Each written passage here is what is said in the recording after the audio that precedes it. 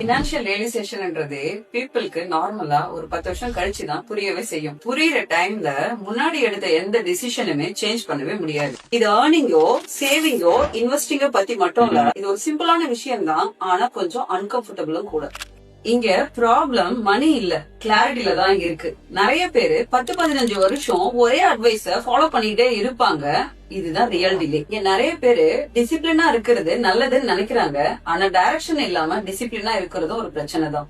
ப்ராக்ரஸும் இல்லாம மாசம் மாசம் கரெக்டா சேவ் பண்ணிட்டு இருக்கேன், ரிஸ்க் அவாய்ட் பண்ணிட்டு இருக்கேன், எல்லாமே கரெக்டா பண்ணிட்டு இருக்கேன். ஆனா மத்தவங்களோட கம்பேர் பண்ணும்போது என்னோட வளர்ச்சி ரொம்ப பின்தங்கி இருக்கும்னு எனக்கு ஒரு ஃபீல் இருக்கு. ஆக்சுவலி இது எதனாலனா உங்களோட காசு என்ன பண்ணுதுன்னு நீங்க யோசிச்சதே கிடையாது. இங்க நிறைய ஃபேமிலில அதிகபட்ச எதிர்பார்ப்பே காசை எங்குமே விட்டுறவே கூடாது அப்படின்றதுதான்.